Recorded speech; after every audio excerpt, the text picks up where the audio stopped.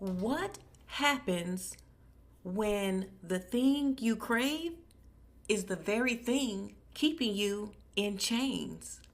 What if the comfort you run to is actually the prison holding you back? And what if the hardest thing to let go of is the one thing that's keeping you from the true freedom? Today, we're talking about the addict, the struggle, the deception, the cycle, and the way out. This is not about judgment, this is about healing. Let's talk about it. Hello, sunshine, and to all my single and whole, gentle men and gentle ladies, welcome to the Get Married Whole podcast, where we embrace wholeness and love and life.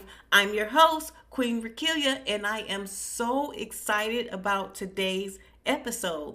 Remember, this space is a lighthouse shining through the noise, confusion, and darkness. It doesn't condemn, it guides. It doesn't attack, it illuminates the path home. So grab your favorite beverage, settle in, and let's dive into today's conversation. If your hands are free, place them over your heart and let's join in prayer. Father, we come before you today with open hearts. You see every person listening. You know their struggles, their fears, and their hopes. Lord, we ask that you bring light into the dark places, that you break every chain that addiction has wrapped around hearts and minds. Let today's conversation be one of revelation, healing, and transformation. Thank you for being a good God, Father, who never gives up on us. In Jesus' name, amen. Chapter 8, The Addict. Sandy and I, Steve, have a female friend who married the life of the party. As an exciting date, her new love was always looking for a good time. He drank a lot, but rarely got drunk. He was in control, and that was all she cared about. If he had stayed in control, life would have just been one party after another. However, the alcoholics and other types of addicts, the party life gives way to hell on earth. When our friend discerned that she had married such a sick person, she tried to please him. She tried hard. She tried everything to get him sober, but her 10-year adventure with him ended with no home, no money, and no marriage. After 34, she and her daughters were back home living with her parents. She was so devastated, we doubt she will ever marry again. That is what addiction does when it is not treated. It devastates lives and destroys everything around it. Homes, jobs, marriages, children, dreams, hopes, aspirations. All are gone when addictions enter the picture. Often the spouse of the addict never quite understands what happened and who this chameleon of a man is that she married. There is no germ that spreads addiction from one person to another, yet it is highly infectious, not just to the spouse, but also to the children. Sexually addicted fathers will infect their sons by allowing or even encouraging their involvement with pornography. Their daughters may be infected in numerous ways, including being encouraged to dress seductively and act promiscuously. A man who is hooked on perfectionism, order, and control may drive a daughter to exert control over the one thing she feels she possesses, her body. Her anorexia may flourish in his atmosphere of oppressive demands that can never be met. Nothing destroys a home so completely and thoroughly as addiction. So, if you are dating Mr. Addiction, he is to be abandoned in the earliest stages of a relationship. You will not fix him, just as you did not fix your dad or brother or whoever led you to be attracted to a man out of control. He may recover, but it will be after he has dragged you through a flesh ripping thorn patch of torture that you may not be able to endure. Life is too short, too valuable to live in addiction hell. If you are already married to an addict, I have some good news for you. Of all the men you could have picked, this one has the highest potential for change. This one becomes the most destructive, goes the furthest into despair, drags the most people down with him, and loses more valuable things like jobs, friends, and families. But even with all of that, this man more often than the others find his way back with the help of God and the strength of a spouse who is unwilling to aid and abet his crime of depending on anything other than God and the people who want desperately to have a relationship with him and love him. Understanding addiction. In order to understand the addict, we must know something about addiction in general. When we begin to talk about addiction, many Christians voice the concern that we are letting people off the hook.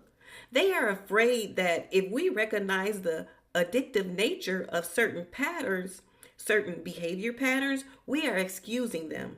While some people may try to use addiction as an excuse for their behavior, no one who truly understands addiction of any sort would ever say a person is not responsible for his behavior.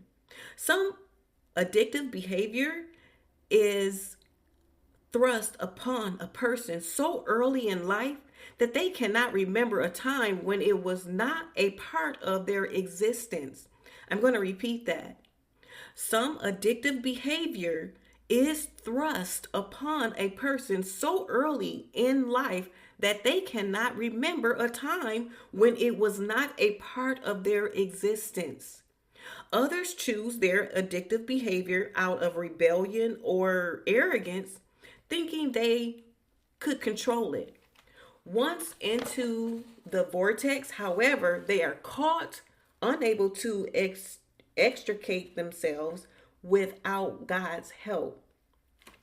The addiction is a powerful trap that will not let go with sheer force of willpower. However, the addiction develops whether self-inflicted or induced by an adult. Taking responsibility for it is always a part of recovering from it. What is done to us is the fault of others. But what we do with what is done to us becomes our responsibility. Both of us have worked with addicts over the past 20 plus years. We are much less interested in why they started the behavior than why they have chosen to keep it and what they plan to do about it. Responsibility is not admitting, I should have never rolled that first die or looked at the first pornographic picture or taken that first drink. Taking responsibility is looking at why I continue to do something that only brought growing levels of pain and destruction to my life and the lives of others. Then taking responsibility is getting the help that is needed and accepting the direction of others. Does addiction eliminate the sin factor? Of course not. No addiction can grow out of control without the involvement of many sins. Lying, betrayal, irresponsibility, lust, greed, and idolatry are just a few of the sins that leech off addiction. I have never known anyone who was an addict who was not deeply involved in many sins. By the same token, I have never known a sinner who was not addicted to his or her favorite sin.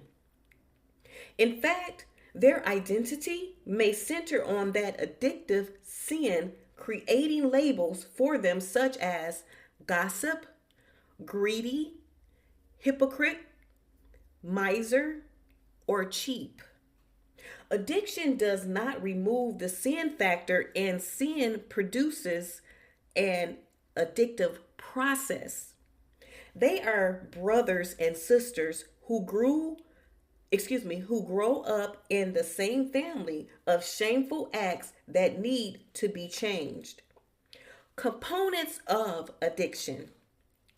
Spiritually, addiction can be seen as a form of idol worship. Whenever someone places a substance, an experience, another person, or a thing first in his life and makes it central to his life, he has turned his substance or behavior of choice into his God. It is his God because it controls him and he sacrifices his whole life for it. Certainly, this is what addicts do. They run their lives not based on God's grace and plan for them, but based on their relationship to a substance, person, experience, or thing. We have all at some time been guilty of placing something or someone ahead of God. As humans, we are by nature idolatrous beings. We are all we are all apt to believe the lie that this experience, this possession, this job, this relationship will finally make us happy. It will not. In fact, the more we expect to get from it over time, the greater our disappointment will be. Addiction and shame are also linked spiritually. Shame is that sense of lowered self-esteem that I am not all that I could, should, or would like to be. Before the little eating problem of Adam and Eve that got us all into this mess, human pride and glory were totally in God Himself. They had a sense of identity. They were His creatures. Genesis 2 tells the sad story of Satan's deception and their exposure before God, naked and vulnerable. Shame became a universal experience the moment they sinned. They tried to hide behind fig leaves and plants, and we have continued building defense mechanisms ever since. The only solace for Adam and Eve is that if you or I had been in their sandals, we would have done exactly the same thing they did. Addictive behavior is like Adam's and Eve's fig leaves. It is a defense against the shame we all experience. The addict distracts himself, however, temporarily from feeling the shame by engaging in the addictive behavior. Then the behavior that provided relief ends up causing even more shame than the original feeling that led to it. The strong need to hide the addiction and the shameful acts that grow out of it are stark indications of the strong bond between addiction and shame. Rebellion is another aspect of the spiritual nature of addiction. Anytime we devote our lives to a substance or a behavior, it is by its very nature rebellion against God. Rebellious individuals want to be in charge, to manage their lives, to be in control. Addicts express their rebellion by putting someone, something, or some experience in the place of God. They control that they know, excuse me. They contend that they know best and that God doesn't. I'm going to repeat that. They contend that they know best and that God doesn't. Just like Cain of old, they think their way is the best way and they are determined to carry it out. Psychologically, addiction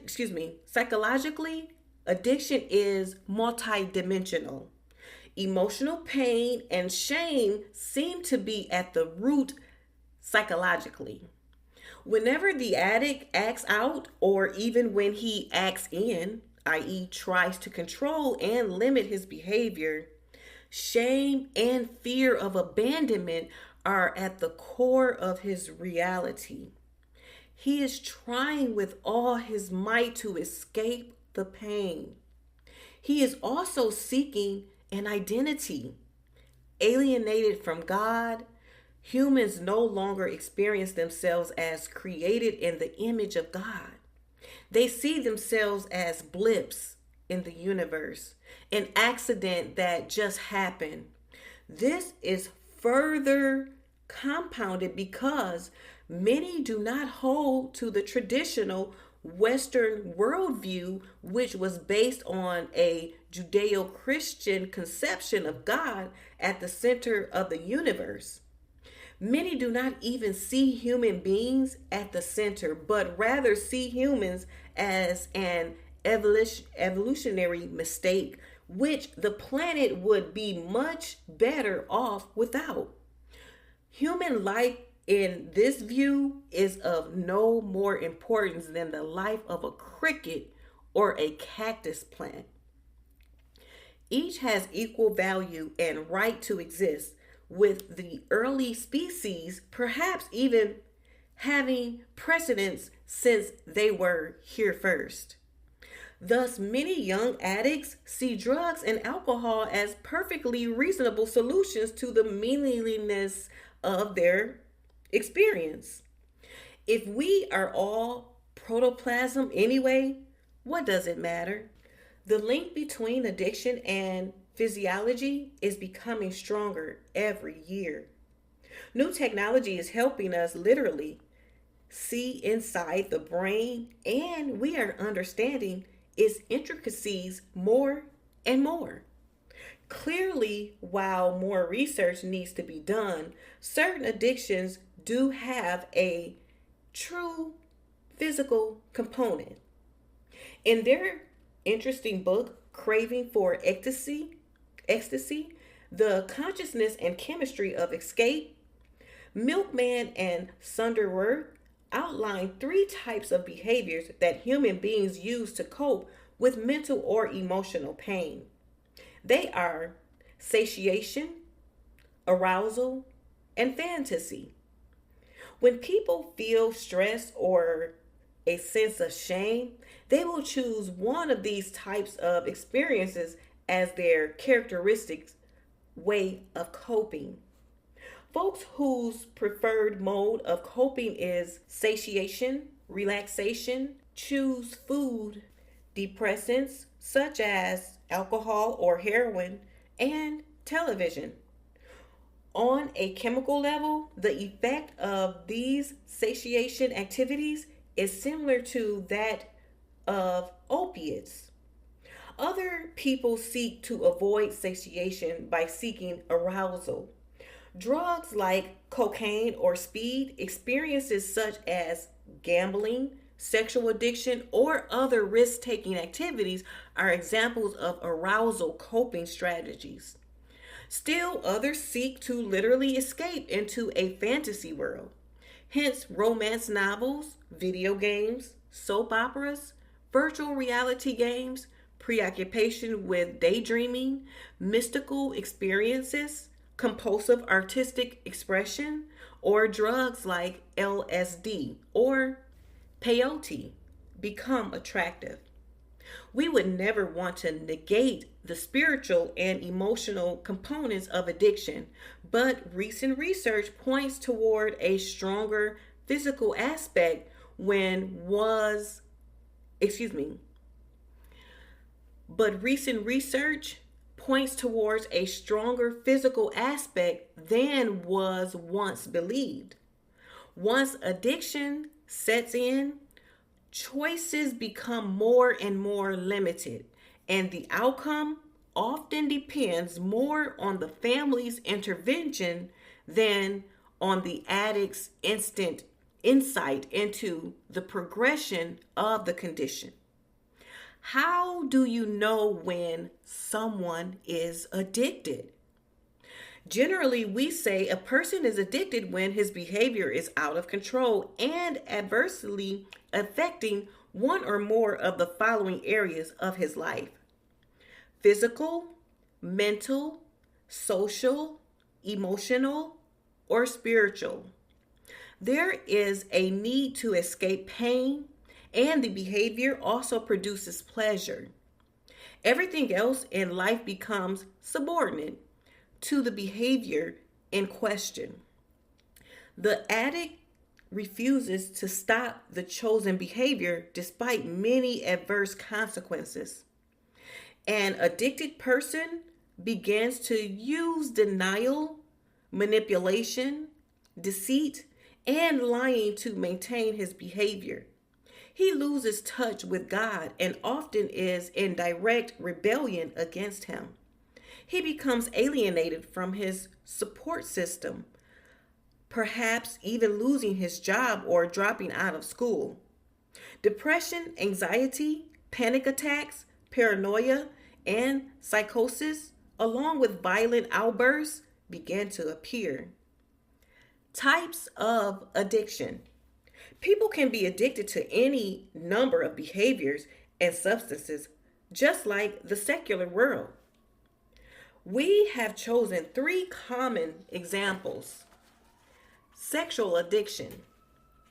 There are many women, especially those who grew up in church, who have no idea what sexual addiction means. Even some clergy, despite their training, have no concept of understanding about sexual addiction.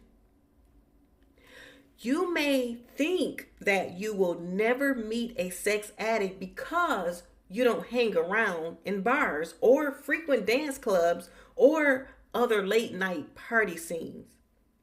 You are a nice person, someone who goes to church, volunteers for United Way, coaches volleyball at the high school. You look for men at large church social gatherings or at popular singles ministries activities. You ask friends to fix you up with someone. None of your friends know any sex addicts, so you are safe. The problem is that most sex addicts do not fit the stereotype of the guy in a trench coat hanging out at the playground, or of the weird guy who hits on every woman at the office. Yes, there are sex addicts who do those things, but most sex addicts seem like perfectly normal people. Some even seem like ideal Christians. Some are even pastors or elders.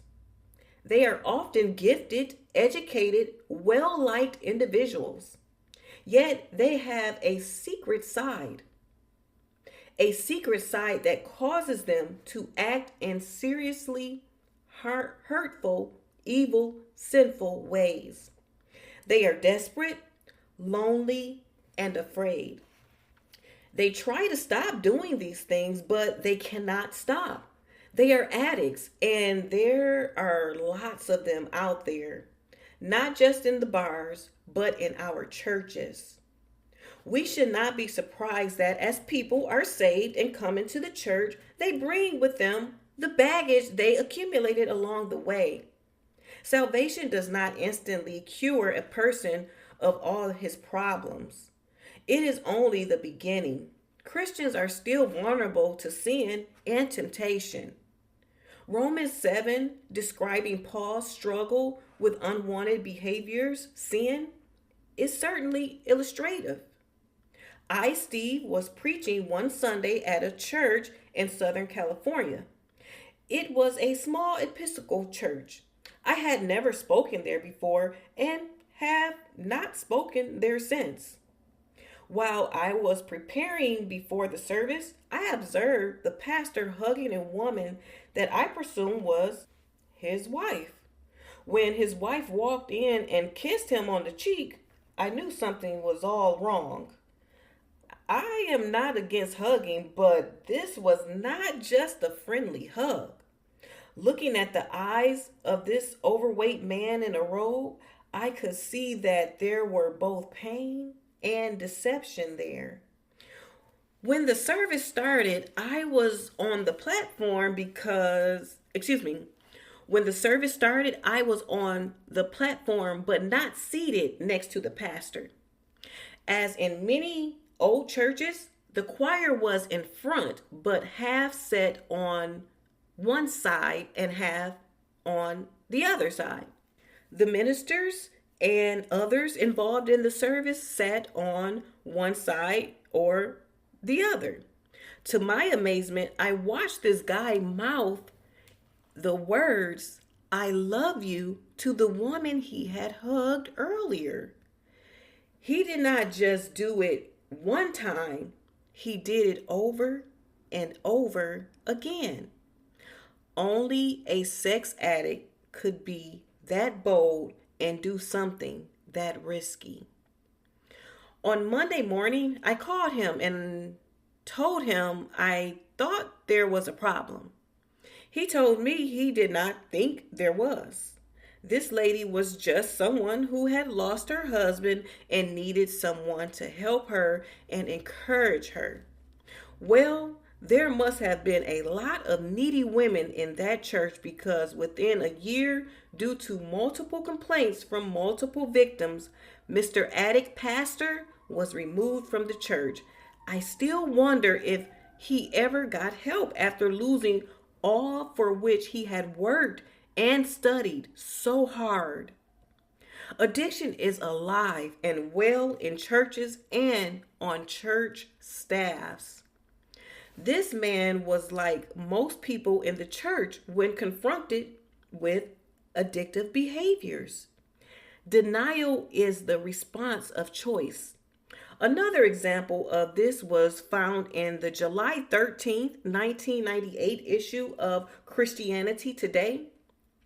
The pastor of a large Seattle church resigned amid allegations by at least 17 men that he had sexually molested them, some as far back as the 1970s.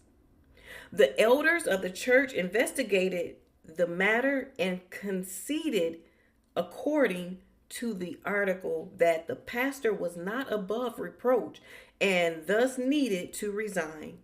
But they also found no basis for church discipline against him. Christianity Today quoted the response of an area pastor, Jerry Mitchell. If the man is not innocent, which they have said, then in my estimation, he is guilty. They say, no, he is not guilty. Therefore, in my estimation, he's innocent. Where in the English language and where in the Bible is the in-between stage? Not only were church leaders responsible to remove this man, they were responsible to help him find his way back through restoration. Rick Joyner, in his book, The Surpassing Greatness of His Power, referred to our responsibility to learn where the gates of hell are and how to shut them. He defined the gates of hell as those places the enemy Satan uses to gain access into the world, the church, and our lives. Galatians 6:1 requires us to restore anyone caught in trespass, sin, looking to ourselves lest we too fall in the same way. Joyner exhorts us to examine how and why our brothers and sisters have fallen, or we will fall into the same traps. Restoration is the only way to fully understand what has happened to them. This is the area where we have failed as a larger Christian community, Joyner commented. Restoring is more than just forgiving. We can apologize to these fallen brothers or sisters to appease our conscience, but this is not enough to pass the test. They must be restored. This does not simply, this does not imply in any way that the biblical standards of integrity should be compromised or that restoration does not involve a process implemented over time. Even so, we must do whatever it takes for the fallen to be restored. Until we learn to restore our fallen brethren, even those caught in any trespass, the gates of hell will remain open against the church in the same areas where the enemy was able to cause these brethren to fall. One church that has taken the lead in this area of restoring fallen brothers and sisters is in Los Angeles International Church. Is in the Los Angeles International Church, also known as the Dream Center, founded by Tommy Burnett. They have taken pastors, evangelists, missionaries, and other leaders who have fallen into sin and restored them into ministry in the inner city. Signs and symptoms of sexual addiction. The signs and symptoms of sexual addiction usually start with the spouse being uncomfortable or uneasy about a secretiveness or distance in the relationship. You want to connect more deeply, but the man who was once so romantic will not allow you to get close. He says he loves you and he is often a hard worker, but something about the relationship does not make sense. If sexual addiction is the problem in your relationship, it will eventually surface. You will know it when he requests an unusual sexual act that repulses you. Or you will find a video, a magazine, or a receipt he cannot explain. Today, it is common to discover internet visits to websites that are nothing but hardcore pornography.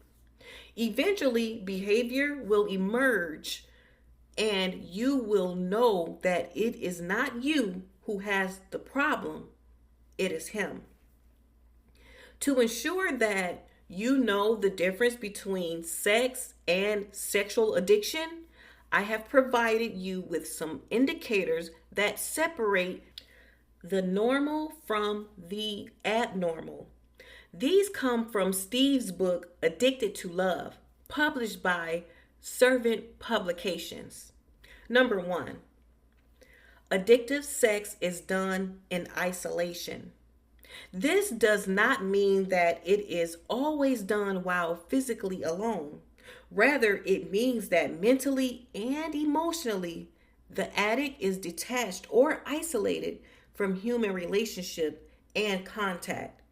The most intimately personal behavior becomes utterly impersonal. Number 2, addictive sex is secretive. In effect, sex addicts develop a double life, practicing masturbation, going to porn shops and massage parlors, all the while hiding what they are doing from others and, in a sense, even from themselves. Number 3, addictive sex is devoid of intimacy. Sex addicts are utterly self focused. They cannot achieve genuine intimacy because their self obsession leaves no room for giving to others. Number four, addictive sex is devoid of relationship. Addictive sex is mere sex, sex for its own sake, sex divorced from authentic interaction of persons.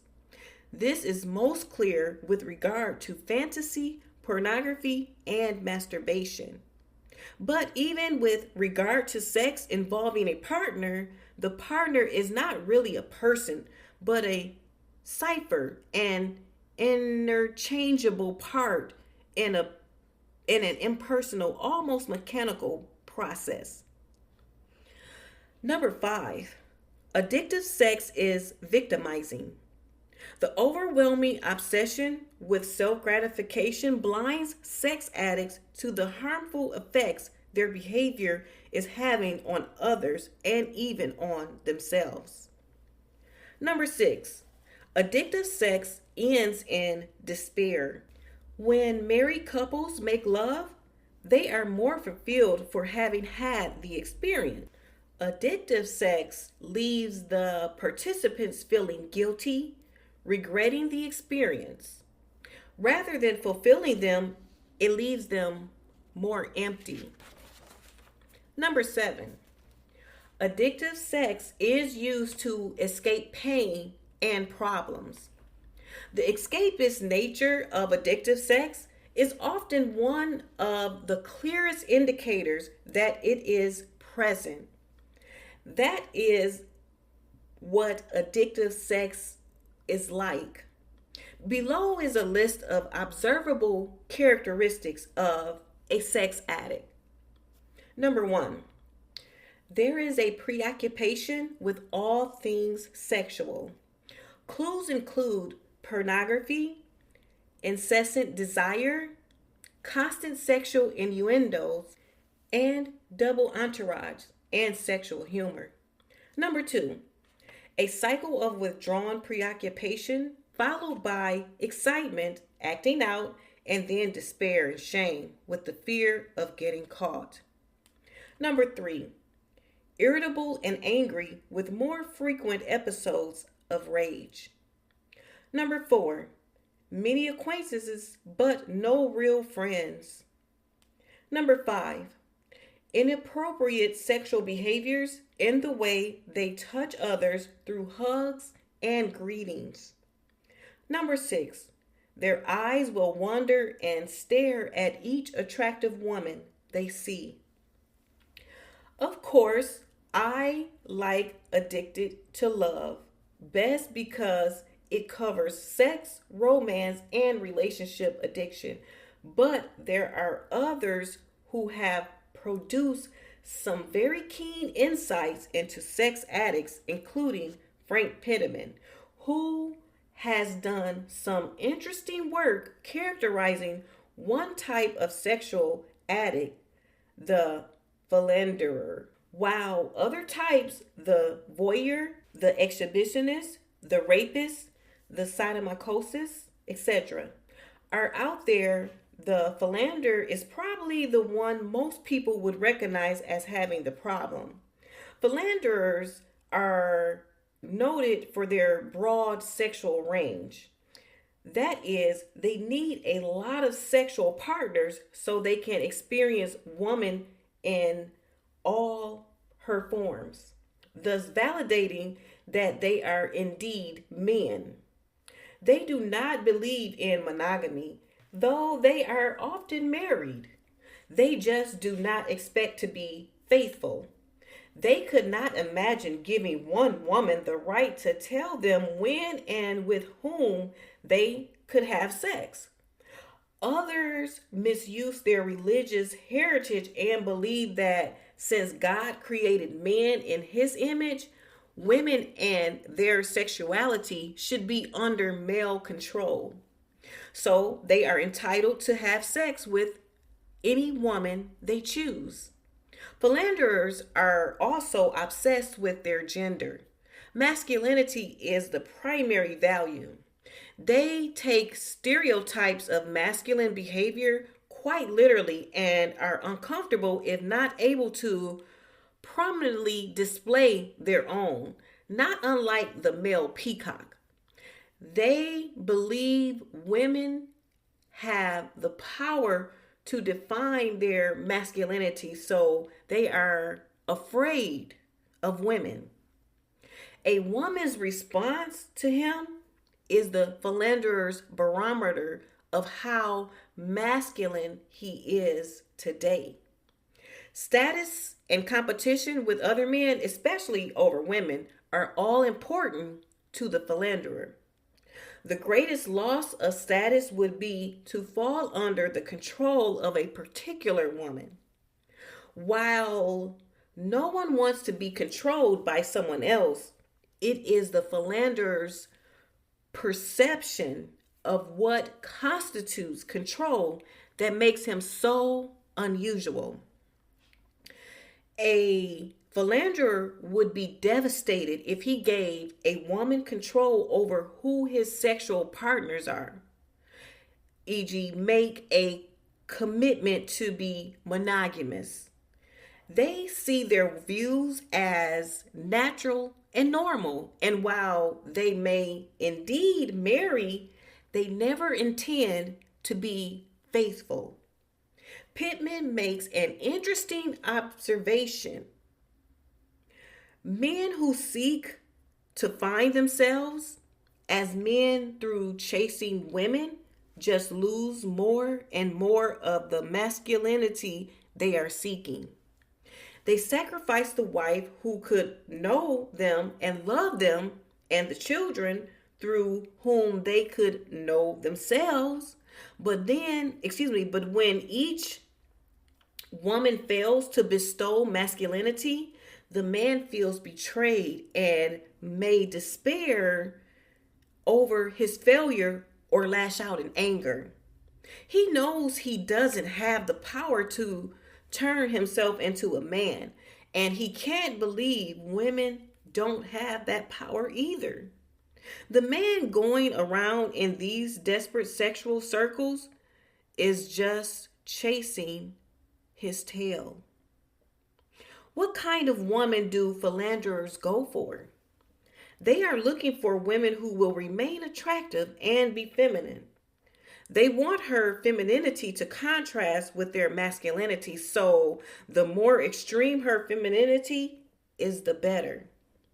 They want other men to hit on their wives, but of course, they do not want her to respond positively. While one would think they would want her to be sexual all the time with them, philanderers do not always want sex with their spouse. They often are asexual with the spouse, acting out with their mistress or one-night stands.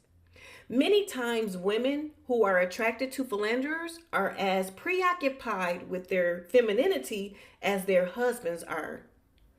This woman may go to extraordinary lengths not to notice his infidelities and may even defend him if accusations occur. If he is a powerful, wealthy, or even influential man, she may be willing to trade his philandering for her perks of being attached to him. Philandering is an addictive behavior, and like other sex addicts, the philanderer does not like to be confronted. He sees his behavior as normal for him and therefore justified. He resents anything that would imply anything differently. They may stop their activities to get the wife off their back for a while, but they will inevitably pick it up again unless they receive treatment. To survive life with a sex addict, you must have your own life. You must not feel responsible for him, but instead take responsibility to create a life that is fulfilling, interesting, and full of people. You must set some firm boundaries for your relationship and not compromise those boundaries. You cannot change him, but you must make some demands on the relationship for your own sanity and safety. These boundaries are things like being accountable to each other with time. Each of you has a right to know where the other is at all times. Each of you has the right to explanations about time and money spent away from each other. Each of you has a responsibility to tell the other if you have been alone with someone of the opposite sex. Each of you has the right to ask the other to leave the home if these expectations cannot be met. Usually, it takes a severe crisis and the potential loss of status for the addict to come to his senses and get help. Trying to change or control him is futile and only brings out the worst in both partners. But agreeing to inform each other is not the same as trying to control him. You have a right to know otherwise he is unfairly in control of the relationship. If he will not agree that marriage means mutual accountability, then you will be keenly aware of the superficiality of his commitment to you. While you must not try to control him, you must also refuse to cover up for him. Covering up for him makes making excuses for him, bailing him out of jail, or moving with him to another location to escape the shame only enables his addiction. I'm going to repeat that. Covering up for him, making excuses for him, bailing him out of jail, or moving with him to another location to escape the shame only enables his addiction. If you are in this position, you must be aware that you are at serious risk of exposure to STDs, sexually transmitted diseases, and AIDS. In this day and age, continual sexual contact with an active sex addict can be a death sentence. If you decide to continue to enable his addiction, you must make some serious decisions about your sex life. Chemical addictions. This addict can be clearly defined if you have all the facts. Many times you have the facts, you just don't know that you do. There is one thing that all addicts have in common. Whether wealthy or poor, healthy or thin, smart or stupid, married or single, Christian or not, they all have one characteristic. They have a high tolerance for the chemical of choice. This is fairly common knowledge when it comes to hard drugs such as heroin.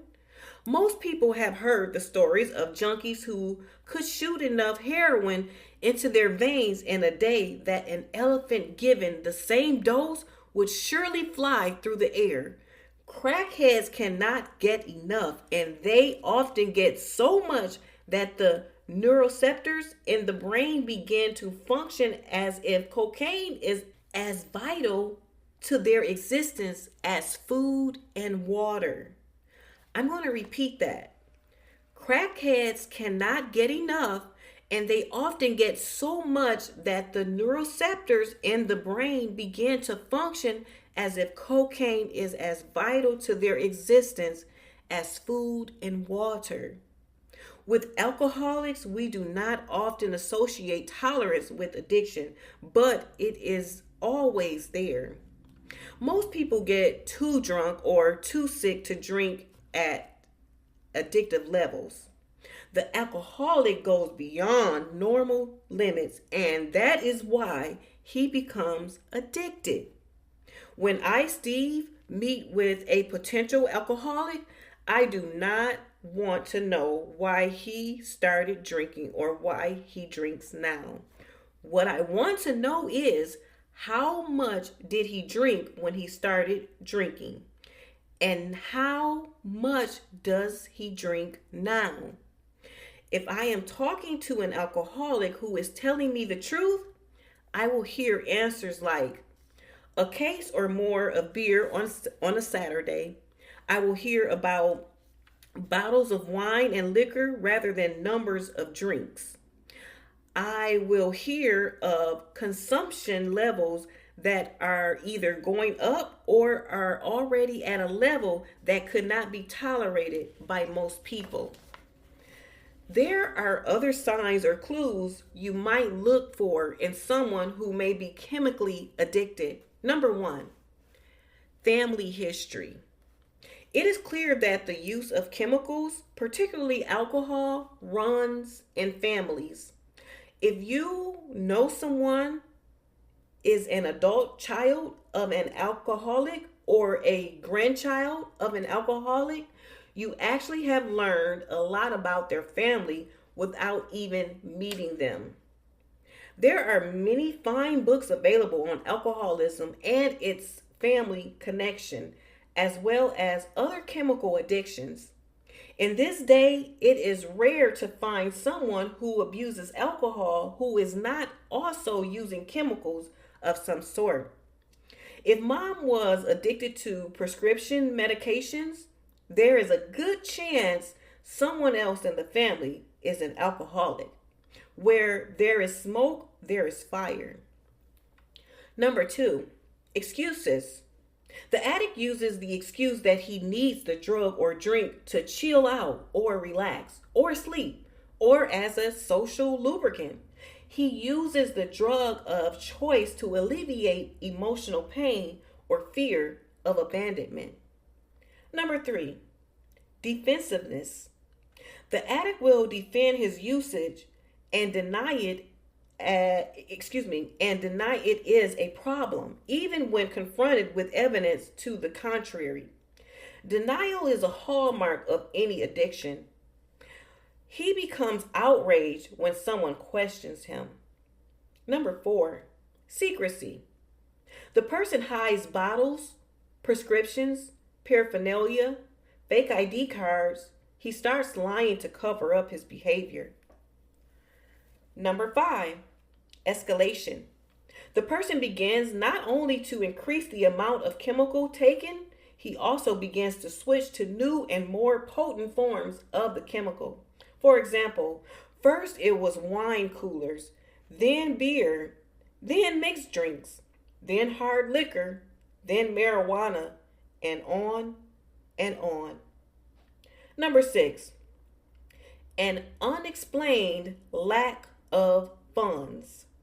Despite having a good job or a steady income or allowance, the person is always bumming money off friends or even begins stealing. Mom and dad find money mysteriously gone from their wallets. Grandparents find their jar of pennies missing. The secretary cannot find the petty cash box. A friend at the gym cannot find his wallet after coming back from the shower. Number seven, irritability if the supply is interrupted. When cut off from the source of their supply, addicts get grouchy, real grouchy. Ever see a smoker who is in a smoke-free hospital for a while? Alcoholics and drug addicts are no different. They do not like it when they are cut off from their source. Number eight, secret or outward resentment. If others do not use along with them or stop after one or two drinks or hits. Number nine, changes in personality. If someone who was grouchy when they went into the restroom comes out smiling and real mellow, you have to wonder what else they did while in there. Someone who is usually shy and reticent to speak but always becomes the life of the party when they are drinking may have a problem. The nice, quiet gentleman who never has a crossword to say may turn into a monster when he has had a few drinks. Number 10, problems at work, home, or school. The person begins to have difficulty with finances, physical health, the law, DUI convictions, reprimands at work, failing school, explosions, suspensions, and relationship troubles all start piling up. Number 11, decreased or increased interest in sex. Depending on what chemical the person is using, his sexual interest, libido, and performance will be affected. These are not all the signs of chemical addiction, but are certainly enough to give a person pause. If you notice any of these symptoms in the man you are dating, it would be best that you let him know you won't be dating him anymore. If that causes him to stop drinking and get help, then you might want to patiently wait to see how sincere he is. After a year, if he has stayed sober, been consistent in his recovery, and you have watched his character grow, then you might have a great man with a lot of potential who never had the motivation to step out of the addiction. If you are engaged to a man with these symptoms, do yourself a favor and break off the engagement and request that he get help. I'm going to repeat that. If you are engaged to a man with these symptoms, do yourself a favor and break the engagement and request that he get help.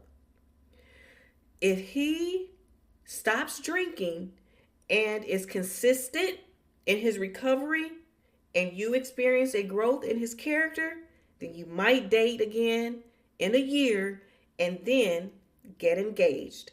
We realize how few will take this advice because they are so enmeshed and drowning in hopes of changing him. Even so, please call off the engagement and go to work on why you were attracted to a man whose first love is alcohol or a drug. If you are married to a man with many of the above symptoms, you may feel as if there is no hope. You have threatened and pleaded or tried to be the perfect loving wife, and nothing has made a difference.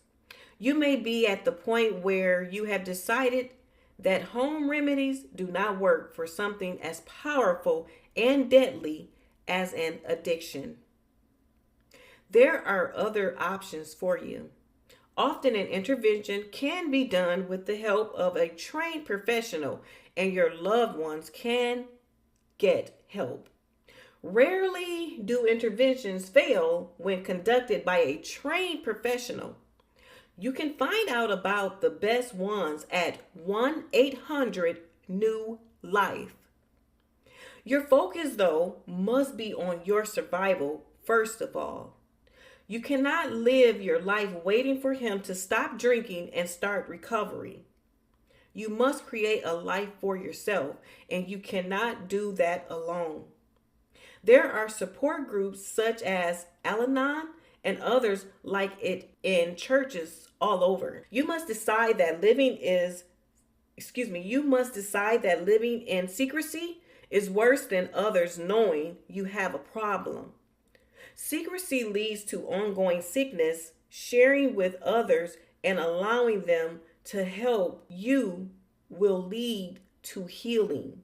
Living with the addict is difficult at best and impossible at worst. No one can go it alone. Interacting with him can be very crazy making, as some people call it. The addict will try to convince you that his addiction is your fault, that you made him do it, that his boss or his mother or the dog made him do it. Manipulation is the hallmark of his game. No one can spot all the games without help from one who has gone through it before. You are not alone, and you need help from those who have been where you are. It is difficult for many Christians to identify with the possibility that drugs or alcohol could be a problem in their lives. Raised in the church, they may never have had a drink and may be very naive about what is available today. They may think that only uneducated people get addicted to chemicals or that none of their friends at church drink too much. Their spouse, their children, is a good person. He would not use drugs, or if they are aware of a past history of chemical use, they may believe it has all been taken care of by a religious conversation or the baptism of the Holy Spirit. Or the girlfriend may say, he only drank because his ex-wife was a witch and he was under so much pressure living with her. This time with me, it will be different. Shame and embarrassment also keep many Christians in denial about the seriousness of their loved one's addiction. You are a good Christian. You teach Sunday school. Your thoughts may go like this. What would people think if they knew? Surely no one else in our church has ever been addicted to cocaine. No one will believe me. They will think I am crazy. He's an elder, for heaven's sakes. Coming out of denial and facing the facts may take time. It is a very painful process. No one who knows the power of God available to us wants to give up hope for the healing and deliverance of someone they love. We want to have tried everything we can think of to offer help and healing. We want to believe his promises. We don't want to find out he is lying again. Yet one day the light dawns. We finally realize we have had enough. One woman reported that the day her crack-addicted husband took the frozen food back to the store to get more money for drugs was the day she knew he was too sick to get well on his own or with only her help. Everyone has their own limit of what they can take. It is important to know your limits and to stick to them. Otherwise, you will go down with him. The next time he promises to quit, tell him you believe he really wants to quit and you will help him. Then do something you may not have done before. Ask him the what if question. What if it does not work this time? Again, reassure him that you believe he is really going to give it everything. But you would like him to agree right now to get help if for some reason he drinks or drugs again. The goal is to get him to agree to get help at the same time he is about to attempt to prove once again that he does not need it. Then when he drinks again, you pull out a piece of paper that has a date on it showing him where he agreed with you to get help. Often that will lead the addict into treatment. Whether or not he obtains help should not determine whether or not you get help. You need it just as much as he does. So find the help and support that will sustain your strength. Gambling addiction. Christianity Today, in its May 18th, 1998 issue, highlighted the issue of gambling in America. Americans legally gambled away more than $550 billion in 1997 alone. This does not count any under the table illegal gambling. The combo of government, big businesses, and the media have moved public opinion from the view predominant in the early 1900s that gambling is a tool of the devil and something to be outlawed, to the popular 1990s view that it is fun, relatively harmless, and certainly not immoral. The gambling industry has cleaned itself up, so we are told, and it's particularly family entertainment. Indeed, the big casinos now offer babysitting with bright, colorful child center areas all set aside for the little ones. Gambling concerns employ lots of people, donate to local charities, and wave dollar bills under the noses of money-starved politicians. Government gets involved because politicians know they can only ask for so much tax money. At some point, the taxpayer says no. However, if they can dupe the taxpayer into thinking they are having fun and helping the children too, why not? Why are Americans so blind to the social and spiritual ills that accompany gambling? Why do churches feel helpless when big casinos moves into town? Christianity Today editorial on the subject answers the question thus. When it comes to the social cost of gambling, Americans have an acquired blindness in embracing a philosophy of individualism. We have rightly valued personal achievement, but we too easily view an individual's failure as limited to his or her own life and family. Unfortunately, the cumulative effect of thousands of failed marriages and careers poisoned by compulsive addictive gambling brings with it dire symptoms from which all of us suffer. We like to see the lottery winner as a hero who has beaten the system, whereas we see the gambling addict as a stupid fool who could not control himself. Gambling works so well as a mood altering experience because it gives the person the high, the spark, the buzz, the arousal for which they will give up almost anything else. People's lives can be ruined by just one short foray into the casino. One casino offered a 49-cent farmer's breakfast. A man wandered in hungry and, like most of us, wanting something for next to nothing. He left the casino after losing $18,000, his life's savings. Under normal circumstances, when a casino is not in the vicinity, 1.5 to 6.5% of the population become addicted to gambling. When a gambling casino is in the area, however, the rate climbs. Estimates of what addicted gambling costs society range from $13,000 to $20,000 per person, depending on who is counting. Many of the characteristics found in other addictions apply to gambling as well. People deny they have a problem. Money starts disappearing. Time is lost from work. Anger and defensiveness increase whenever the addiction is discussed.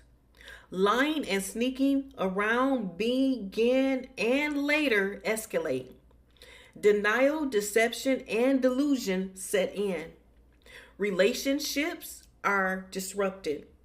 Jobs are lost. Life's savings are thrown away. Some gamblers end their lives rather than face the shame of what they have done. Others turn to drugs and alcohol to detain the pain. Marriages break up. Kids go into foster care. People have affairs. churches become overburdened with requests from members and others who are in financial crisis. A gambling man is a secretive man when it comes to finances. He would rather talk about anything else unless he has just had a win. If you look closely into his private affairs, you find all the credit cards maxed out or already revoked. You find unreasonable debts to banks, friends, relatives, and business associates.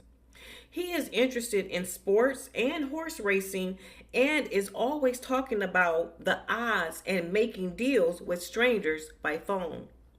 He is like a manic depressive, up high one day and down low the next, or on a high for even a month or more, and then suicidal for months to come.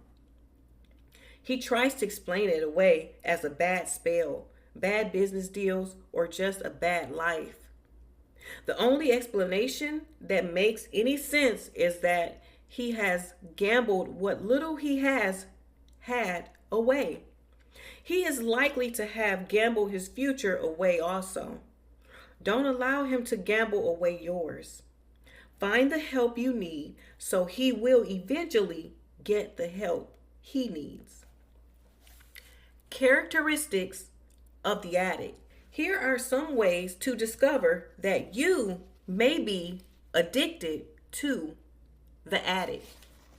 Number 1, whatever his addictive substance or experience, you notice that his obsession and compulsions begin to have adverse effects on one or more of the following areas: physical, mental, social, emotional, or spiritual. The last thing to go wrong is usually the physical. So don't wait for an alcoholic to receive a diagnosis of cirrhosis of the liver before you believe the problem is real. The spiritual portion of his life is what is most likely to disintegrate first. And through it all, he may still be the life of the party and the center of attention. Look carefully and notice that what you see is not normal. At least it is not normal to most people. You may have become used to it growing up or become used to it since then, but it is not the way most people live and not the way you have to live. Number 2, he will deny having a problem despite being preoccupied with it. He will use many techniques to deny the problem. He will project it onto you, saying your weight or height or attitude or appearance or background or anything other than him is the problem. He will rationalize and minimize, and he will become quite good at it. This denial is actually a good sign because it means deep down he still sees some value in himself. He is denying the stereotype that he refuses to believe he is. The key for you is to not accept any form of denial, only the truth. Number 3, the addictive behavior escalates from mild to moderate to severe, with greater and greater consequences. That is the central theme of the addictions. They get worse, not better. They progress toward ever-increasing consequences no matter what temporary measures are taken to stop them. The addict can quit anytime and often does, but when he starts back, he picks up right where he left off. A person's being in control of an addiction at some given point has nothing to do with whether or not he is addicted. Look at the progression, not at momentary control. Number 4, the addict acts distant, withdrawn, moody, irritable, and even abusive, especially when deprived of the addictive substance or experience. Yes, he can quit for periods of time, but his life is miserable when he does. It is really no life at all. Quitting sometimes and starting a process of healing and recovery are two totally separate things.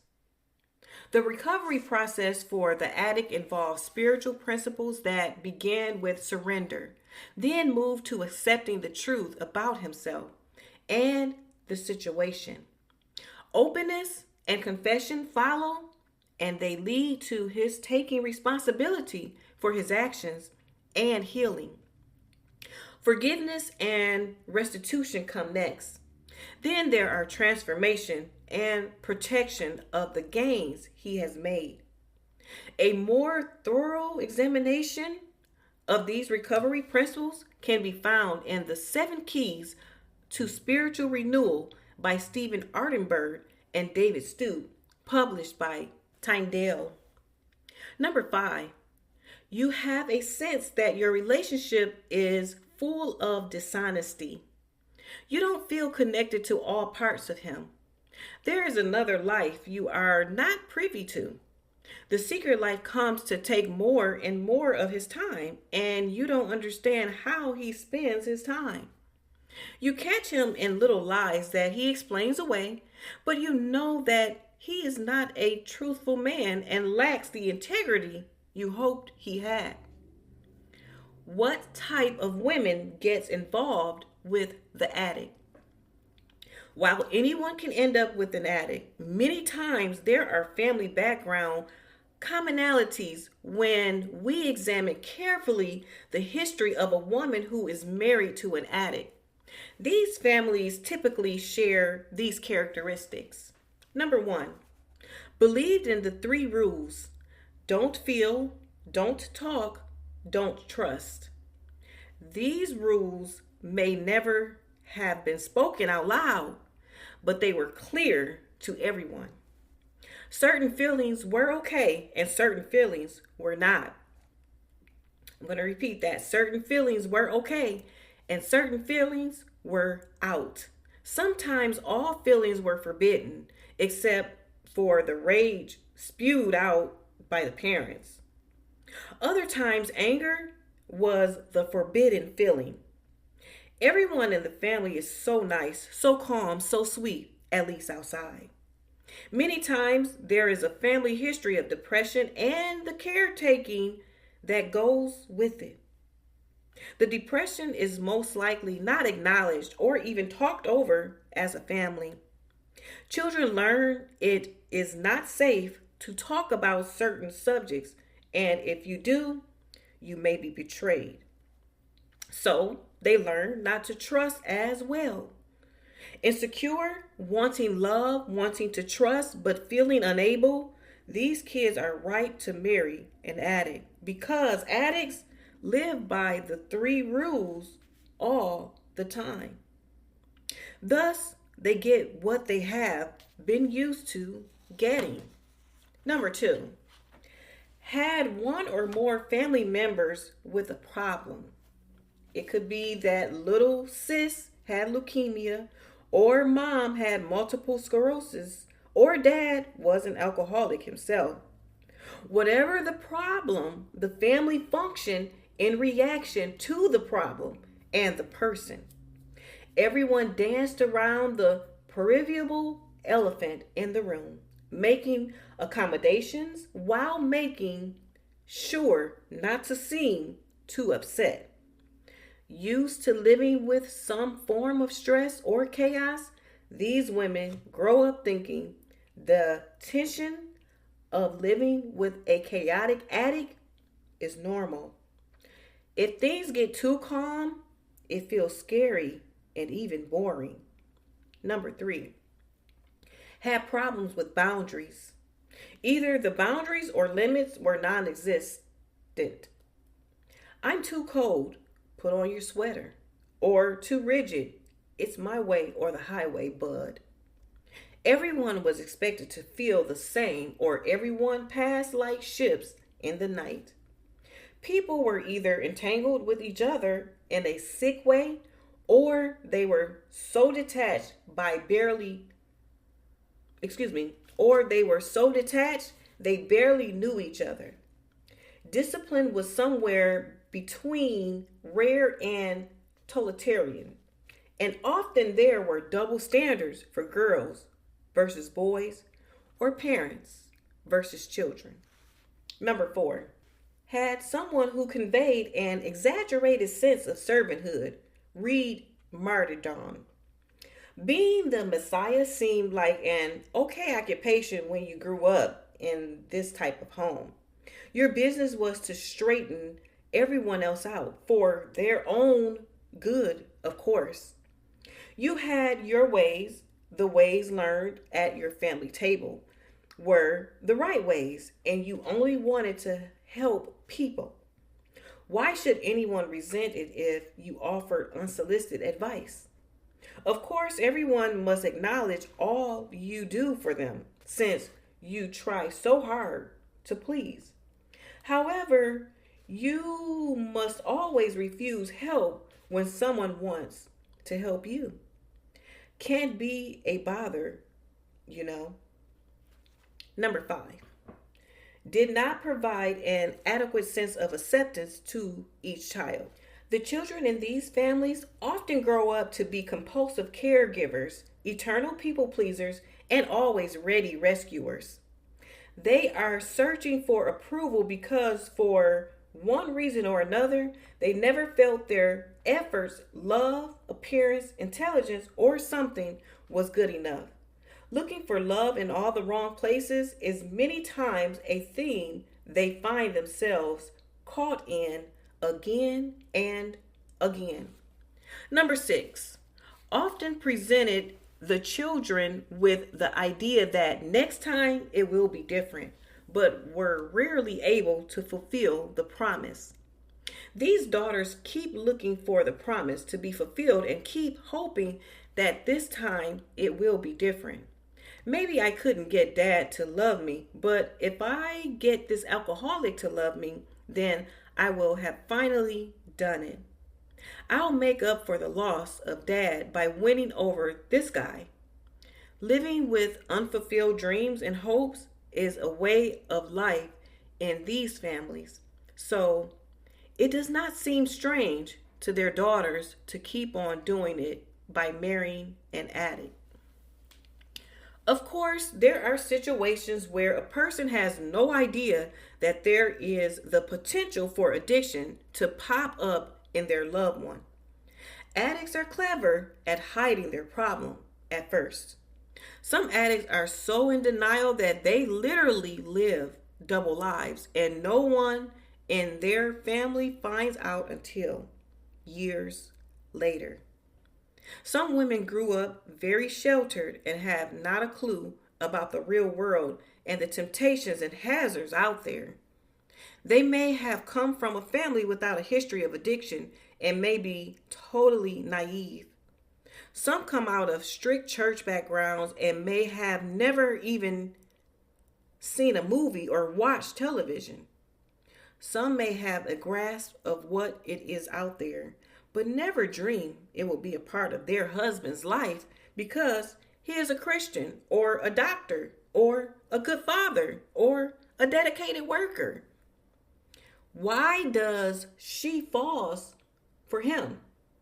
Many times a woman falls for the addict because she is able to see the good in him. She can sense his potential.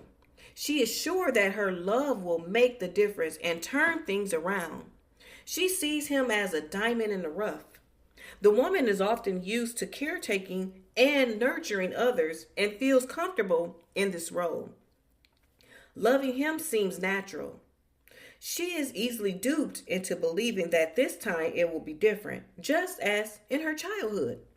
She is an optimist of sorts, always believing, always hoping, always trusting. She feels important and loved because someone needs her, and she may feel equally insecure and frightened on her own. So a relationship with an addict is better than no relationship at all. Or she could fall for him because she is in denial and refuses to see that he has a problem. Relating to the addict. So, what if you are hooked up with the addict? What are the odds you will make it? The odds you will make it are good if you take care of you. The odds of him making it or of your relationship making it are also good if you will work on you and not on his addiction. You did not cause it. You cannot fix it, but you can get through it. Learn to set boundaries and stick to them. Seek the Lord for yourself and your sanity. Some people do change. Some people do have miraculous healing experiences. Some people are delivered overnight from their addiction. Sadly, today, most are not. Recovery is difficult, painful, and not always successful. Can people recover? Yes.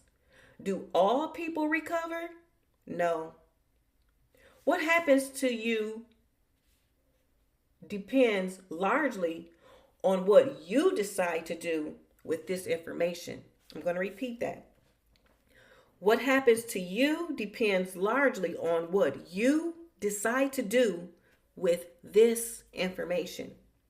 You can stay in denial or you can get help. Only you and the Lord know what you need to do to recover yourself. You are probably as addicted to the addict as he is to his substance or experience. You need help yourself. Only then, when you are clear-headed and in touch with the realities of addiction and recovery, can you make a rational decision. One of the reasons New Life Clinic 1-800-NEW-LIFE was founded was to help people in just this situation. No one can go it alone. We all need help sometimes. Reach out for help. Let others counsel, comfort, and correct you if need be. Help is available if you want it. What could the addict do to change? In order to make lasting change, the addict needs to take several steps. Number 1, come out of denial, face reality, and get help to stop addictive acting out. If he would use the energy it takes to cover up the addiction to try to uncover what he needs to do to get well, his life would completely change. He is fighting the addiction alone, and he needs to know that you will help him fight for recovery and healing. The payoff for successful covering up the addiction is more pain. I'm going to repeat that. The payoff for successful covering up the addiction is more pain. The payoff for accepting the truth and surrendering to the need for help is a new life full of meaning and purpose. I'm going to repeat that. The payoff for accepting the truth and surrendering the need for help is a new life of meaning and purpose.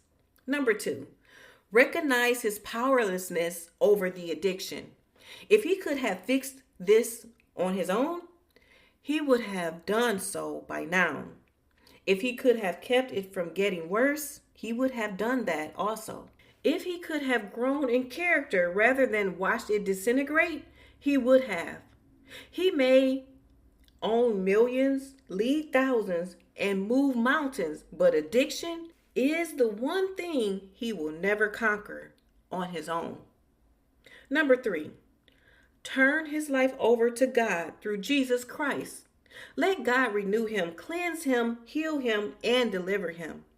There really is a God, and the greatest gift that addiction gives many addicts and their spouses is that it forces them to face the reality that there is a powerful God who cares for them deeply and loves them unconditionally. I'm going to repeat that. There really is a God, and the greatest gift that addiction gives many addicts and their spouses is that it forces them to face the reality that there is a powerful God who cares for them deeply and loves them unconditionally. They discover that it is never too late to have a relationship with God who created them. The addiction path is paved with heartache and leads to destruction. The recovery path is paved with hope and leads to God. Number 4, begin an intensive moral introspection of his strengths and weakness, sharing what he learns with a pastor or an elder. Be accountable to learn new behavior patterns to replace the addictive ones, to learn who he is morally, to discover the defects in his character. He needs to be accountable to someone other than you. He needs to find other men who will mirror the truth to him and help him learn the ways of an authentic man.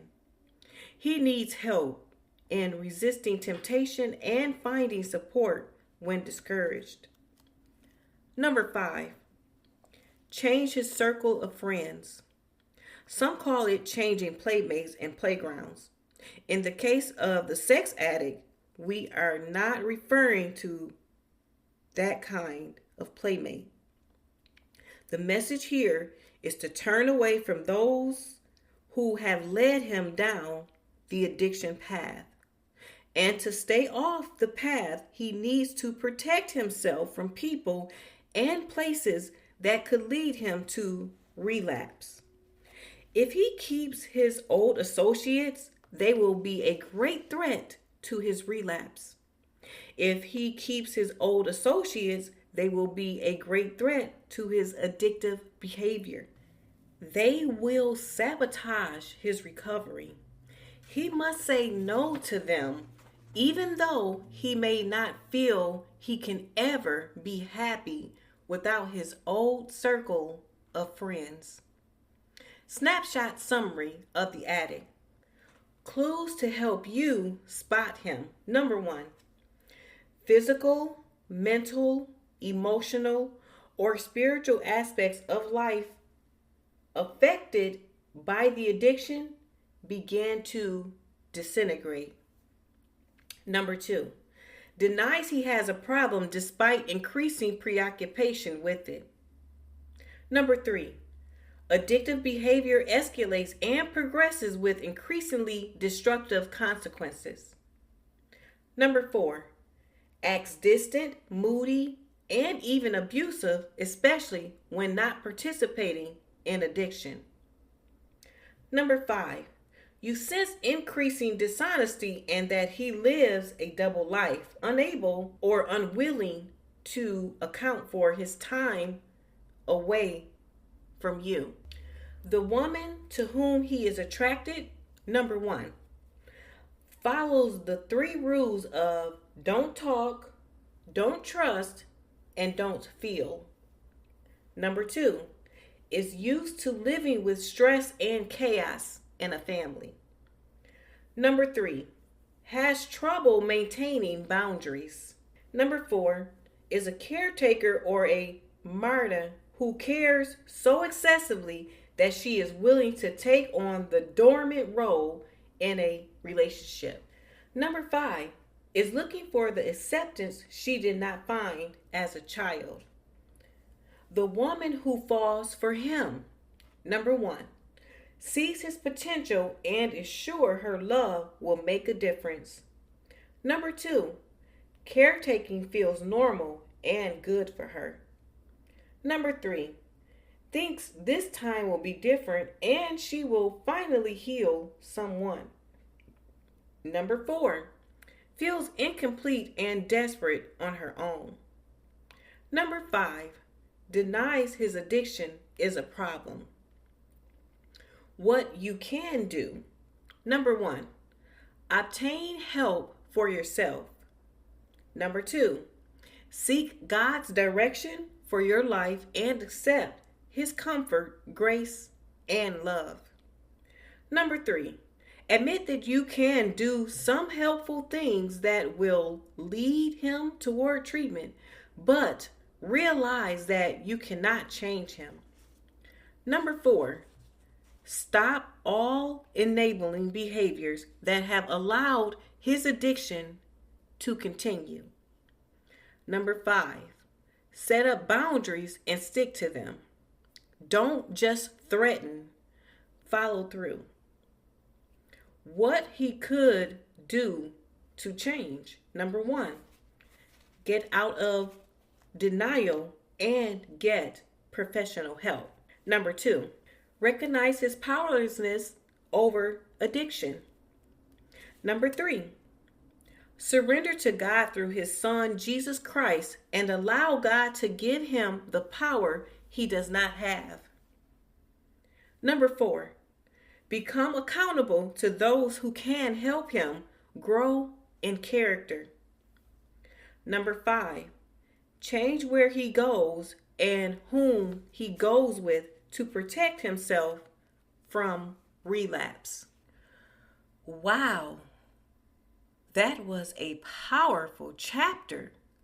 Addiction, whether to substance, habits, or even toxic relationships, can feel impossible to break. But as we'll discuss today, there is always a way forward. If you felt something stir inside you as you listened, know this: healing is possible. Change is possible. Freedom is possible. Now, let's take a moment to reflect and hear from our listeners. I love hearing from you. Your thoughts, experiences, and testimonies matter. Drop a comment on our YouTube, Instagram, or Facebook, or whatever platform you're listening to this episode on. Let's keep this conversation going. And for our listeners' question, this comes from our married listener, David. Queen Rakihealya, my wife struggled with a secret addiction and it's affecting our marriage. I want to help, but I don't want to push her away. How do I support her without enabling her? David, I hear you. Addiction can feel like an invisible wall between you and your spouse. The Bible tells us in Galatians 6:2, carry each other's burdens, and in this way you'll fulfill the law of Christ. Support without enabling. Offer love, but set clear boundaries. I'm going to repeat that, David. Support without enabling. Offer love, but set clear boundaries. Encourage help. Sometimes healing requires outside guidance. Pray for breakthrough.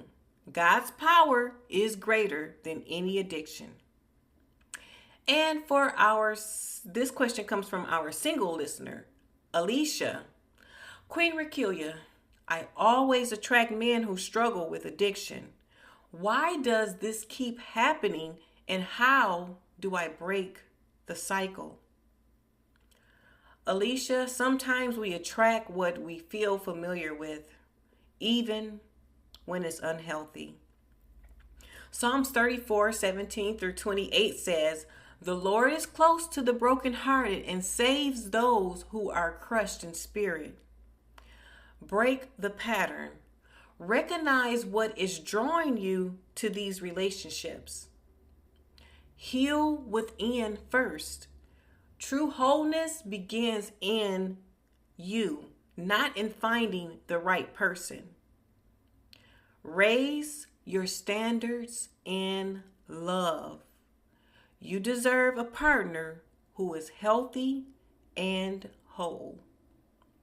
If today's message spoke to you, let's continue the conversation. Drop a comment on YouTube, Facebook, Instagram, Twitter, TikTok, or like I said, this episode that you're listening to, drop a comment, whatever platform you're listening to this episode. Need peace and clarity? Grab our book, Daily Calm, Navigating Life's Challenges with Ease, on Amazon. This remarkable guide is more than just a book. It's a transformative tool that will help you or your loved one manage life demands with resilience and ease. The link will be in the description below, or you can get your copy by going to bit.ly/m/getmarriedwhole. That is bit.ly/m/getmarriedwhole.